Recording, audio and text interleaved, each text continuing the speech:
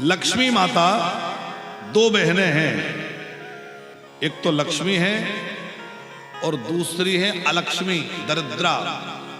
तो ये दोनों बहनें जो हैं जब निकली तो लक्ष्मी जी को तो हर कोई चाहता था, पर अलक्ष्मी को कोई नहीं चाहता था। पंकज जी, दरिद्रा को कौन चाहे? तो उनका नाम हमने यहां लिख रखा है, अभी आपको सुनाते हैं।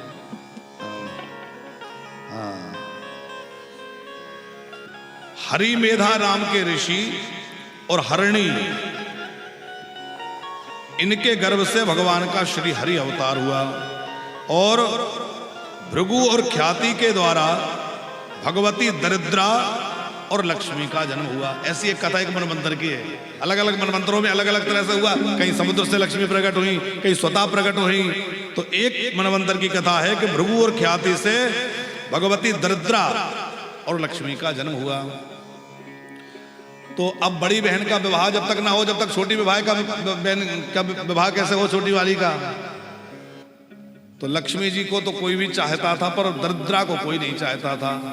अब दरिद्रा का जब तक ब्याह ना हो तो लक्ष्मी जी का कैसे हो? तो उत्तालक नाम के एक महात्मा थे पंकज जी, ये वहां के थे मिथिला के उत्तालक। तो इन्होंने विचार किया, मिथिला के लोग तो बिहार हंस के आनंदित हैं कि ठाकुर जी का ब्याह उला हो और खूब गीत गाएं, आनंद लें। इन्होंने सोचा कि ठाकुर जी का ब्याह जब तक नहीं होगा लक्ष्मी जी का, जब तक ये बड़ी बहन जी का नहीं हो जाएगा, तो चलो बड़ी बहन जी से हम ब्याह कर लेते हैं। तो इन्होंने उत्तालक जी ने दरिद्रा से विवाह करना स्वीकार कर लिया, धूमधाम से ब्याह हो गया।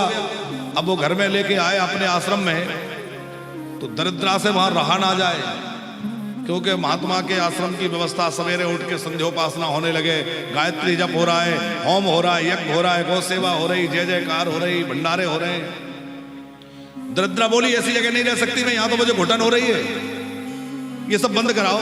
यदि मुझे रखना है तो ये यज्ञ हवन बंद कराओ, ये गौ सेवा बंद करो, ये पूजा पाठ बंद कराओ, वेद मंत्र बंद कराओ, ये साफ सफाई बंद कराओ। मुझे तो गंदगी में और वैसे ही रहना पसंद है, मुझे ऐसे में घुटन होती नहीं रह सकती।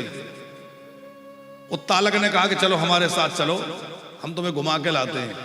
और एक पीपल के पेड़ के लिए चले गए और कहा कि तुम यहीं बैठना, मैं आऊंगा। ऐसा कह के वहीं बिठाए तो फिर लौट के नहीं गए। अब वो पति आज्ञा मान के वहीं विराज गई और वहीं बैठी बैठी अपनी छोटी बहन लक्ष्मी जी को याद कर रही थी। तब तक लक्ष्मी जी का ब्याह नारायण से संपन्न हो चुका था। पंकज जी, अब लक्ष्मी जी को भी याद आई कि मैं अपनी बड़ी बहन से मिलने जाऊं। भगवान नारायण से कहा, बड़ी बहन जी कहाँ है? बोले वो तो वहां बैठी हैं। बोले एक बार मिलने चले। तो भगवान नारायण और भगवती लक्ष्मी दोनों ही बड़ी बहन जी से मिलने के लिए आए। तो जिस दिन आए उस दिन शनिवार का दिन था,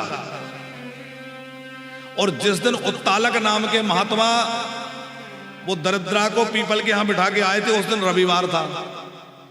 इसलिए रविवार के दिन पीपल के पेड़ का स्पर्श नहीं करना चाहिए। जो रविवार को पीपल का स्पर्श करता है उसके घर में बड़ी बहन जी पधार जाती है।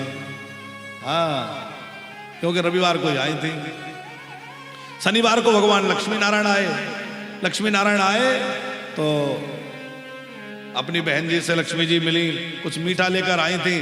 तो दरिद्रा ने कहा कि आपको पता नहीं है मुझे क्या प्रिय है? अरे मुझे मीठा प्रिय नहीं है, मुझे तो खट्टा प्रिय है, तीखा प्रिय है। फिर मिले। आपको एक बात पता है कि नहीं कि लोग दुकान के बाहर नींबू मिर्ची लटकाते हैं? क्यों लटकाते हैं? पहले हम भी सोचते थे कि ये ऐसे ही तंत्र विद्या होगी, लेकिन जब ये कथा सुनी तो समझ में आया कि लक्ष्मी जी की जो बड़ी बहन जी हैं, इनको खट्टा और तीखा पसंद है। तो लोग इनका भोजन बाहर ही रख देते हैं कि बड़ी बहन जी आएंगी तो वो अपना भोजन बाहर ही प्राप्त कर लेंगी और बाहर भोजन करके वहीं से विदा हो जाएंगी। तो बाहर नींबू मिर्ची लटका देते हैं और अंदर अपनी दुकान में, प्रतिष्ठान में बढ़िया बढ़िया मिठाइयां रखते हैं। क्यों? बोले लक्ष्मी जी मीठा देख करके अंदर आ जाएंगी और बड़ी बहन जी खट्टा और वो तीखा पा करके वहीं से विदा हो जाएंगी।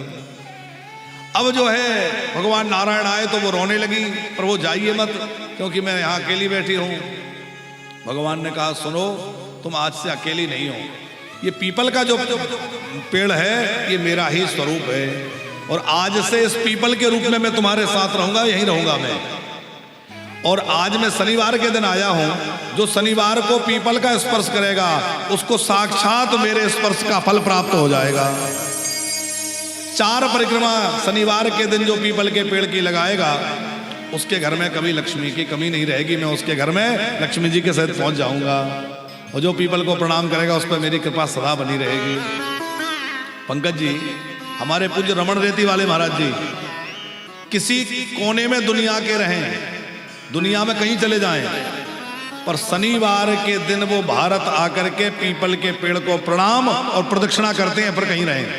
ये आज भी उनका नियम है, कहीं जाए मगर वो शनिवार को आ जाएंगे, क्योंकि उनका नियम है कि शनिवार को पीपल को प्रणाम करना, वो भी साष्टांग भूमि पे लेट के साष्टांग प्रणाम करेंगे, फिर पीपल को स्पर्श करेंगे और 4 परिक्रमा करेंगे। और तभी आप देखो ऐश्वर्य, हाथी घूम रहे, हाथी बंधे दरवाजे में।